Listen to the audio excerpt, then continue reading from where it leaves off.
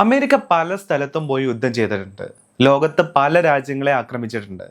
പക്ഷേ ഇന്നേ വരെ ഏതെങ്കിലും ഒരു യുദ്ധത്തിൽ അമേരിക്കക്ക് വിജയിക്കാൻ പറ്റിയിട്ടുണ്ടോ? ഇല്ല എന്നുള്ളതാണ് യാഥാർത്ഥ്യം. അതായത് അനേകായിരം മനുഷ്യരെ കൊല്ലാനായി അല്ലെങ്കിൽ അനേകായിരം മനുഷ്യരെ അനാഥരാക്കി എന്നുള്ളത് ഒഴിച്ചു നിർത്തി കഴിഞ്ഞാൽ ഏതൊരു യുദ്ധത്തിലാണ് അമേരിക്ക ഈ ലോകത്ത് ചെയ്തിട്ടുള്ളതിൽ വിജയിച്ചിട്ടുള്ളത്? ഇപ്പോൾ രണ്ടാം ലോക മഹായുദ്ധം വന്ന സമയത്ത് നമുക്കറിയാലോ, ബ്രിട്ടൻ ഈ രാജ്യങ്ങളുടെയൊക്കെ കൂടെ നിന്നിട്ട് അമേരിക്ക യുദ്ധം ചെയ്തിട്ടുണ്ട്. നമുക്കറിയാം ആ ഒരു കാര്യം. അതിൽ പിന്നെയും എന്തെങ്കിലും ഒരു വാസ്തവം ഉണ്ടെന്ന് വേണമെങ്കിൽ നമുക്ക് പറയാം. പക്ഷേ അത് കഴിഞ്ഞ ലോകത്ത് നടന്നിട്ടുള്ള ഏതൊരു യുദ്ധത്തിലും, വിയറ്റ്നാം വാറാണെന്നുണ്ടെങ്കിലും, അമേരിക്ക ഇറാഖിൽ നടത്തിയിട്ടുള്ള വാറാണെന്നുണ്ടെങ്കിലും, അഫ്ഗാനിസ്ഥാനിൽ നടത്തിയിട്ടുള്ള വാറാണെന്നുണ്ടെങ്കിലും, സിറിയൻ യുദ്ധമാണെന്നുണ്ടെങ്കിലും, ഈ കാണുന്ന ഈ കഴിഞ്ഞു പോയ ഈ പറയുന്ന യുദ്ധങ്ങളിലെല്ലാം ഏതൊരു യുദ്ധത്തിലാണ് അമേരിക്കക്ക് വിജയിക്കാൻ പറ്റിയിട്ടുള്ളത്? കുറേ മനുഷ്യരെ, ഈ രാജ്യങ്ങളിലൊക്കെയുള്ള കുറേ മനുഷ്യരെ അനാഥകരാക്കുകയോ അല്ലെങ്കിൽ കൊന്നുകളയുകയോ ചെയ്യാൻ മാത്രമാണ് ചെയ്തേക്കുന്നത് എന്നുള്ളതാണ്. അല്ലാതെ ഏതെങ്കിലും ഒരു വാർ ഒബ്ജക്റ്റീവിനെ അവർക്ക് മീറ്റ് ചെയ്യാൻ ഇന്നേ വരെ ലോകത്ത് കഴിഞ്ഞിട്ടുണ്ടോ? ഇല്ല എന്നുള്ളതാണ് യാഥാർത്ഥ്യം എന്ന് പറയുന്നത്. ഇപ്പൊ നമുക്കറിയാം, അമേരിക്ക എപ്പോഴും അമേരിക്കയുടെ സാമ്രാജ്യത്വ സ്വപ്നങ്ങളുമായി മുന്നോട്ട് പോയി. അതായത് പണം, ഡോളറ്, ലോകത്തിന്റെ നെറുകയിൽ നിൽക്കുക, അപ്രമാദിത്യം സ്ഥാപിക്കുക, ഈ വക ലക്ഷ്യങ്ങൾ കൊണ്ട് മാത്രമാണ് അമേരിക്ക ഇന്നേ വരെ ലോകത്തെ ഏതൊരു രാജ്യത്തിനോട് യുദ്ധത്തിന് പോയിട്ടുള്ളത് എന്നുള്ളതാണ്. അല്ലാതെ അവർക്കുണ്ടായിരിക്കുന്ന ഏതെങ്കിലും ത്രെട്ട് കൊണ്ടോ അവർക്കുണ്ടായിരിക്കുന്ന ഏതെങ്കിലും ഒരു ഭീഷണി കൊണ്ടോ അമേരിക്ക ഇന്നേ വരെ ലോകത്തെ ഏതൊരു രാജ്യത്തിനോടാണ് യഥാർത്ഥത്തിൽ യുദ്ധം ചെയ്തിട്ടുള്ളത്? ഇപ്പൊ നമുക്കറിയാം, ഇറാഖിന്റെ ഒരു കേസ് എടുത്ത് നോക്കുകയാണെന്നുണ്ടെങ്കിൽ, ഇറാഖിനെ ആക്രമിക്കാനായിട്ട് അമേരിക്ക ഉണ്ടാക്കിയ പ്രൊപ്പഗണ്ട എന്ന് പറയുന്നത് മാസ് ഡിസ്ട്രക്റ്റീവ് ആയിട്ടുള്ള വെപ്പൺ സദ്ദാം ഹുസൈൻ കയ്യിൽ വെച്ചിട്ടുണ്ട് എന്നുള്ളതാണ്. പക്ഷേ ബേസിക്കലി അതായിരുന്നോ അതിന്റെ റീസൺ എന്ന് പറയുന്നത്? അതായിരുന്നില്ല അതിന്റെ റീസൺ എന്ന് പറയുന്നത്. കുവൈറ്റിനെ ഇറാഖ് ആക്രമിക്കുകയും കുവൈത്തിന്റെ എണ്ണ ശേഖരങ്ങൾ കയ്യിൽ ഒതുക്കുകയും ചെയ്തു എന്നുള്ളതാണ്. അതേപോലെ ഇറാഖ് എങ്ങാനും സൗദി അറേബ്യനെ ആക്രമിച്ചിട്ടുണ്ടെങ്കിൽ ലോകത്തിലെ ഏറ്റവും വലിയ എണ്ണ ഖനി ആരുടെ കയ്യിലേക്ക് വരും? ഈ സദ്ദാം ഹുസൈന്റെ കയ്യിലേക്ക് വരും. സദ്ദാം ഹുസൈന്റെ കയ്യിലേക്ക് വന്നു കഴിഞ്ഞാൽ എന്താണ് സംഭവിക്കുക?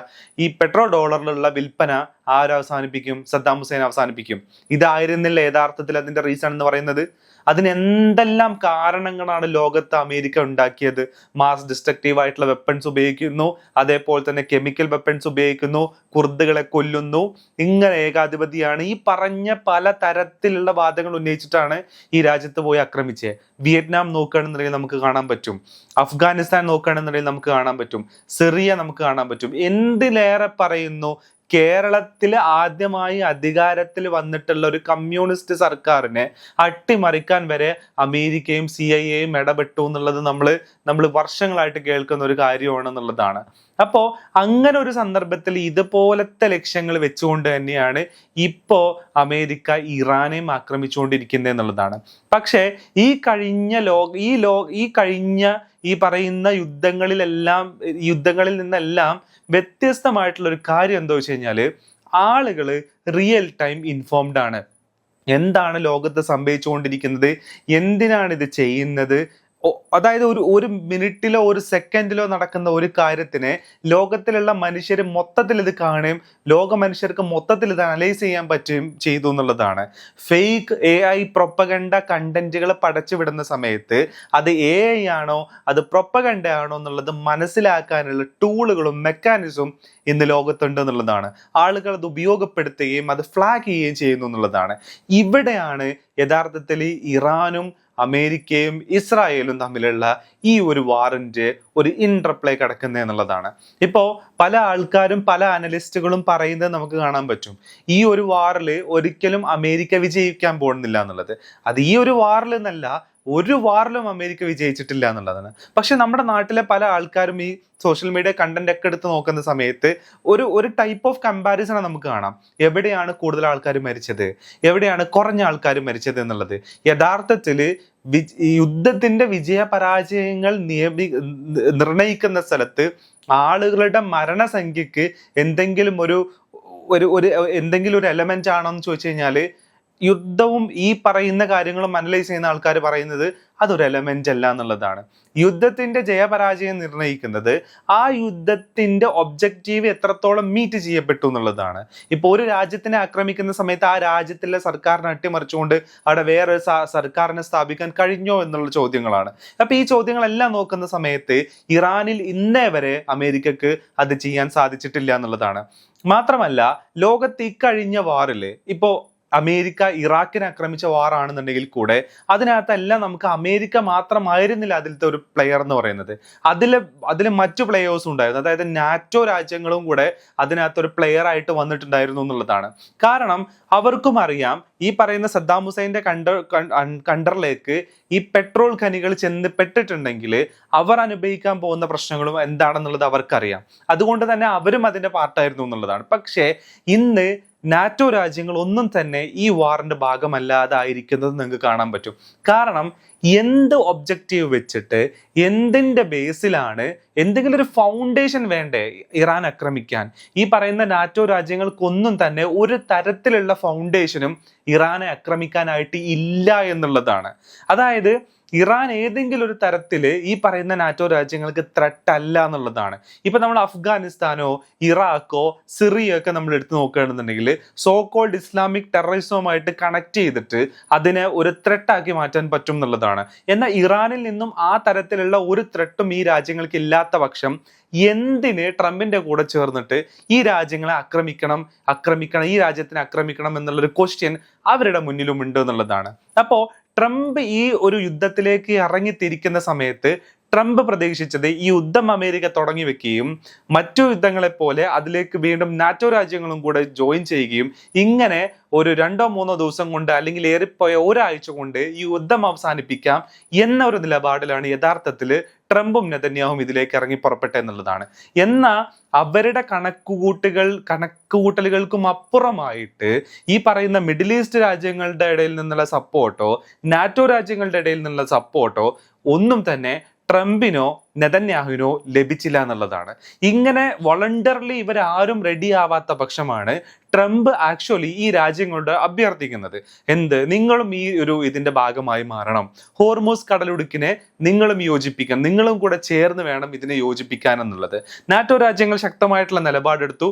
അതിൽ ഗ്രീസ്, സ്പെയിൻ പോലെയുള്ള രാജ്യങ്ങളെല്ലാം ശക്തമായ നിലപാടാണ് എടുത്തത്. അതായത് ഒരു കാരണവശാലും ഈ ഒരു യുദ്ധത്തിന്റെ ഭാഗമായിട്ട് ഈ രാജ്യങ്ങൾ ഉണ്ടാവില്ല എന്നുള്ള ശക്തമായ നിലപാട് എടുത്തു എന്നുള്ളതാണ്.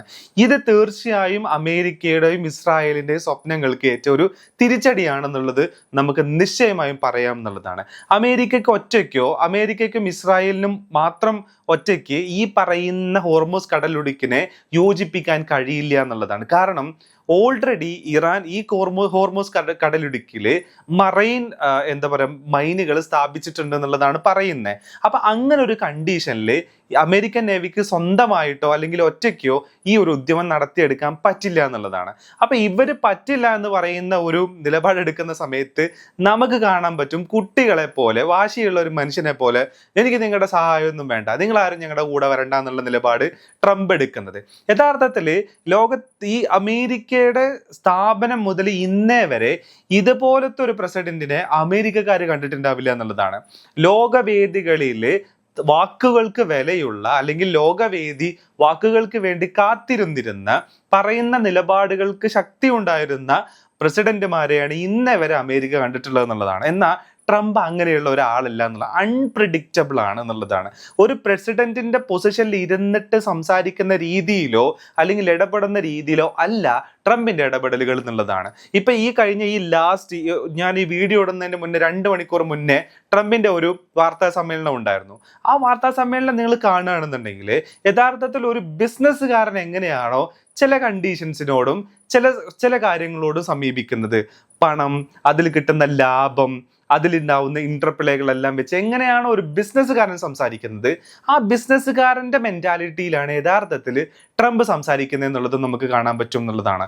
അതിനോട് കൂടെ തന്നെ പറയേണ്ട വേറൊരു കാര്യമാണ് അമേരിക്കയുടെ ഭീകരവാദ പ്രതിരോധ ഏജൻസിയുടെ സെക്രട്ടറി രാജിവെച്ചത്. അത് രാജിവെക്കുന്ന ഒരു സമയത്ത് പുള്ളി പറയുന്ന ഒരു കാര്യമുണ്ട്, ഇസ്രായേൽ യഥാർത്ഥത്തിൽ അമേരിക്കയെ ഈ വാറിലോട്ട് വലിച്ചിഴക്കുകയായിരുന്നു എന്നുള്ളതാണ്. അപ്പോഴാണ് നമ്മൾ എപ്സ്റ്റീൻ ഫയലിനെ കുറിച്ച് ആലോചിക്കുന്നത്. എങ്ങനെയാണ് ഇസ്രായേലിന് അമേരിക്കയെ പോലുള്ള ഒരു രാജ്യത്തിന് അല്ലെങ്കിൽ അമേരിക്കൻ പ്രസിഡന്റിനെ ഫോഴ്സ്ഫുള്ളി ഈ ഒരു വാറിലേക്ക് കൊണ്ടുവരാൻ പറ്റുന്നത്? അപ്പോൾ ട്രംപിനെ ബാധിക്കുന്ന ലോകം അറിഞ്ഞാൽ അല്ലെങ്കിൽ അമേരിക്കക്കാർ അറിഞ്ഞു കഴിഞ്ഞാൽ തൻ്റെ പ്രതിച്ഛായക്ക് കോട്ടം വരുന്ന എന്തോ ഒരു സാധനം ആരുടെ കയ്യിലുണ്ട്? ഇസ്രായേലിന്റെ കയ്യിലുണ്ട്. അവിടെയാണ് നമ്മൾ എപ്സ്റ്റീൻ ഫയലിനെ കുറിച്ച് സംസാരിക്കുന്നത് എന്നുള്ളതാണ്. എപ്സ്റ്റീൻ ഫയലിൽ ഏറ്റവും കൂടുതൽ പേര് വന്നിട്ടുള്ളത് ആരുടെ പേരാണ്? ട്രംപിന്റെ പേരാണെന്നുള്ളതാണ്. തരത്തിലുള്ള എന്തെങ്കിലും തരത്തിലുള്ള കണ്ടന്റോ വീഡിയോസോ അല്ലെങ്കിൽ എന്തെങ്കിലും തരത്തിലുള്ള മൊഴികളോ ഇസ്രായേലിന്റെ കയ്യിലുണ്ടെങ്കിൽ വളരെ ഈസി ആയിട്ട് ഇസ്രായേലിന് എന്ത് ചെയ്യാൻ പറ്റും? ഈ ട്രംപിനെ ഇതിലേക്ക് വലിച്ചയച്ച് കൊണ്ടുവരാൻ പറ്റും എന്നുള്ളതാണ്. അപ്പൊ ഇങ്ങനെ മൾട്ടി ഡയമെൻഷനൽ ആയിട്ടാണ് യഥാർത്ഥത്തിൽ ഈ വാർ പോയിക്കൊണ്ടിരിക്കുന്നത് എന്നുള്ളതാണ്. ഒരാൾക്ക് വളരെ ഈസി ആയിട്ട് തുടങ്ങാൻ പറ്റുന്ന, എന്നാൽ ആർക്കും ഈസി ആയിട്ട് അവസാനിപ്പിക്കാൻ പറ്റാത്ത രീതിയിലുള്ള ഒരു വാറായി ഇത് മാറി എന്നുള്ളതാണ്. ഇതിന്റെ കൂട്ടത്തിൽ തന്നെ നമ്മൾ വീണ്ടും ചേർത്ത് വായിക്കേണ്ട പല കാര്യങ്ങളുണ്ട്.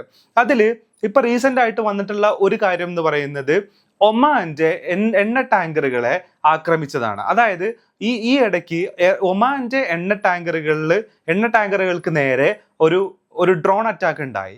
ഈ ഡ്രോൺ അറ്റാക്ക് ഉണ്ടായ സമയത്ത് ഇറാൻ പറയുന്നുണ്ട് ഇറാൻ ഒരിക്കലും ഒമാനെ ഈ രീതിയിൽ ആക്രമിക്കില്ല എന്നുള്ളത്. കാരണം ഒമാൻ ഇറാന്റെ ഒരു സുഹൃത്ത് രാഷ്ട്രമാണ്. മാത്രമല്ല ഈ ഹോർമൂസ് കടലിടുക്കിന്റെ അപ്പുറവും ഇപ്പുറവും ആയിട്ട് നിൽക്കുന്ന രണ്ട് രാജ്യങ്ങളാണ് ഈ പറയുന്ന ഒമാനും ഇറാനും. സ്ട്രാറ്റജിക്കലി ആയിട്ടുള്ള ഒരു അലയാണെന്ന് വേണമെങ്കിൽ നമുക്ക് പറയാൻ പറ്റും. അപ്പോൾ ഇറാൻ അല്ല ആക്രമിച്ചത്, വേറെ ആരോ ആണ് ആക്രമിച്ചത് എന്നുള്ളതാണ്. അപ്പൊ അതിനോട് കൂട്ടിച്ചേർക്കേണ്ട വേറൊരു കാര്യം കൂടെയുണ്ട്. അതായത് അരാംകോല് ഉണ്ടായിട്ടുള്ള ഡ്രോൺ അറ്റാക്ക്. അരാംകോൽ ഉണ്ടായിട്ടുള്ള അറ്റാക്ക് എന്ന് പറയുന്നത് അത് യഥാർത്ഥത്തിൽ മൊസാദ് ആണ് അത് എക്സിക്യൂട്ട് ചെയ്തതെന്ന് പറയുന്ന രീതിയിലുള്ള തിയറികളും മുന്നോട്ട് വരുന്നുണ്ട് എന്നുള്ളതാണ്. അപ്പോ പശ്ചിമേഷ്യയെ മൊത്തത്തിൽ ഒരു കയോട്ടിക് സിറ്റുവേഷനിലേക്ക് കൊണ്ടുപോകുക എന്നുള്ളത് ഇതിന്റെ ഒരു ലക്ഷ്യമായിട്ട് വേണമെങ്കിൽ നമുക്ക് കാണാൻ പറ്റും. അവിടെ എഗെയിൻ ഗ്രേറ്റർ ഇസ്രായേൽ എന്ന് പറയുന്ന സ്വപ്നത്തിന് വേണ്ടി ഇസ്രായേൽ നടത്തുന്ന യാത്രയിലെ മറ്റൊരു പ്ലാൻ ആണോ ഈ വാർ എന്നുള്ളതും കൂടെ നമുക്ക് വേണമെന്നുണ്ടെങ്കിൽ നമുക്ക് പറയാം എന്നുള്ളതാണ്. കാരണം പശ്ചിമേഷ്യയെ അസ്ഥിരമാക്കിയാൽ മാത്രമേ ഗ്രേറ്റർ ഇസ്രായേൽ എന്ന് പറയുന്ന ആ ഒരു സ്വപ്നത്തിലേക്ക് ഇസ്രായേലിന് വളരെ വേഗം നടന്നെത്താൻ പറ്റും എന്നുള്ളതാണ്. മാത്രമല്ല അമേരിക്കയുടെ കയ്യിലുള്ള എക്സസ് ഓയിലിനെ വേൾഡ് മാർക്കറ്റിലേക്ക് ഇറക്കണമെന്നുണ്ടെങ്കിൽ സൗദിയുടെ ഓയിൽ പ്രൊഡക്ഷനും അതേപോലെ തന്നെ ഖത്തറിന്റെ LNG പോലെയുള്ള പ്രൊഡക്ഷൻ എല്ലാം നിന്നാലേ അമേരിക്കയുടെ കയ്യിലുള്ള എക്സസ് ഓയിലിനെ എന്ത് ചെയ്യാൻ പറ്റുള്ളൂ? മാർക്കറ്റിലേക്ക് എത്തിക്കാൻ പറ്റുള്ളൂ. അപ്പോൾ അതിനെ അത്തരം ഒരു പ്ലേയും കൂടെ ഇതിൻ്റെ ഇടയ്ക്ക് നടക്കുന്നുണ്ടോ എന്നുള്ളതും നമുക്ക് സംശയിക്കാവുന്ന കാര്യമാണെന്നുള്ളതാണ്. അപ്പോൾ ഇങ്ങനെ സ്വന്തം താല്പര്യങ്ങൾക്ക് വേണ്ടി, സ്വന്തം നിലനിൽപ്പിന് വേണ്ടി മാത്രം നടത്തുന്ന കുരുതിയാണ് യഥാർത്ഥത്തിൽ ഈ നടക്കുന്ന അമേരിക്ക, ഇസ്രായേൽ ആൻഡ് ഇറാൻ വാർ എന്ന് പറയുന്നത്. നമുക്കറിയാം ഇറാന്റെ മിലിറ്ററി ഫോഴ്സസിനെ യഥാർത്ഥത്തിൽ IRGCനെ എന്ത് ചെയ്തിട്ടുണ്ട്? 32 ടീമുകളാക്കി മാറ്റിയിട്ടുണ്ട് എന്നുള്ളതാണ്. അതായത് ഓട്ടോണമസ് ആയിട്ട് തീരുമാനമെടുക്കാൻ പറ്റുന്ന രീതിയിലേക്ക് അതിനെ മാറ്റിയിട്ടുണ്ട് എന്നുള്ളതാണ്. അപ്പോൾ ഇനി ഇവര് ഖൊമൈനിയുടെ മകനെ കൊന്നു കഴിഞ്ഞാലും ലീഡർഷിപ്പിനെ ഇല്ലാണ്ടാക്കി എന്ന് വിചാരിച്ചിട്ട് ഒരു തരത്തിലും ഈ വാറിനെ ഇവർക്ക് അവസാനിപ്പിക്കാൻ പറ്റില്ല എന്നുള്ളതാണ്. മാത്രമല്ല ഒരു തരത്തിലുള്ള റെജീം ചേഞ്ചും ഇവർക്ക് ഇറാനിൽ നടത്താനും പറ്റില്ല എന്നുള്ളതാണ്. കാരണം ഖൊമൈനി കൊല്ലപ്പെട്ടതോടെ ഇറാൻ ജനത ഒറ്റക്കെട്ടായി മാറുകയും ഇറാൻ ഗവൺമെന്റിന് പിന്നിൽ അവർ ഒറ്റക്കെട്ടായി അണിനിരക്കുകയും ചെയ്തു എന്നുള്ളതും ഈ വാറിന്റെ ഒരു ബൈ പ്രൊഡക്റ്റ് ആണ്.